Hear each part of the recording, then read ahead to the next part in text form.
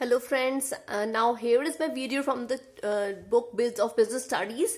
ये वैसे क्लास 12 के सिलेबस में है और फेयोल ने यहाँ पर 14 प्रिंसिपल्स दिए हुए हैं मैनेजमेंट के। 14 प्रिंसिपल्स ऑफ मैनेजमेंट, ये बहुत अच्छे प्रिंसिपल्स हैं जो हमें लाइफ टाइम यूज हो सकते हैं इन मैनेजमेंट। और अगर हम कोई कोर्स भी करते हैं रिलेटेड टू मैनेजमेंट, उसमें ये प्रिंसिपल्स हमें करने ही करने। We should know these principles properly.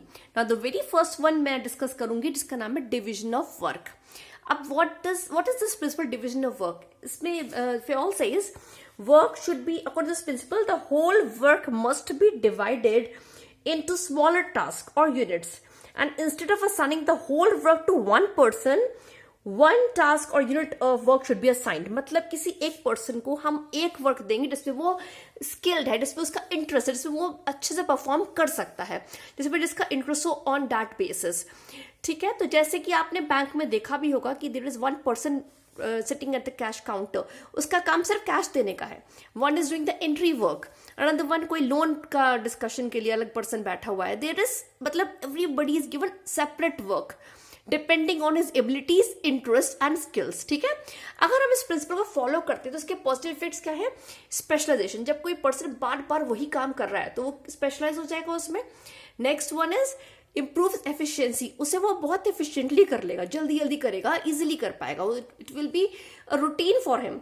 ठीक है, अब बोर्ड जो है, हम सीबीएसई बोर्ड में क्वेश्चन सीधे से नहीं आता कि explain division of work, no not at all. They give you one case study, right? They will give you a company so and so hired employees and they are given work on to this thing, and ऐसे मतलब उन्हें कुछ work दिया गया है और लेकिन उन्होंने वर्क दिया है लोगों के इंटरेस्ट के अगेंस्ट, कुछ भी दे दिया गया है। Which principle is violated here, ऐसे देंगे केस स्टडी में कौन सा प्रिंसिपल वायलेट हो रहा है। तो आपको लिखना पड़ेगा इसके बारे में, ये क्या है, क्या होता है, प्रिंसिपल क्या कहता है, एक्सप्लेनेशन लिखोगे।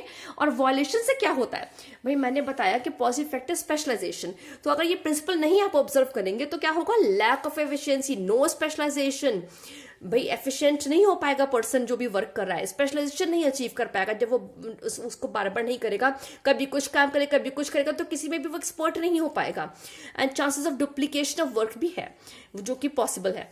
तो आपको इसका वॉलेशन होगा तो क्या ड्रॉबैक्स है वो आपको पता होना चाहिए, and what are the positive effects, ताकि आप अच्छे से इसको लिख सकें, एक्सप्लेन कर पाए। तो ध्यान रखिए ज्यादातर इसमें से प्रिंसिपल्स जो है केस स्टडी के फॉर्म में आते हैं, तो या मे बी इन एमसीक्यूज। तो आपको ये कॉन्सेप्ट बहुत अच्छे से क्लियर होना चाहिए कि इससे क्या पॉजिटिव इफेक्ट है, क्या इसके नहीं फॉलो करने पे क्या क्या प्रॉब्लम्स हो सकती हैं।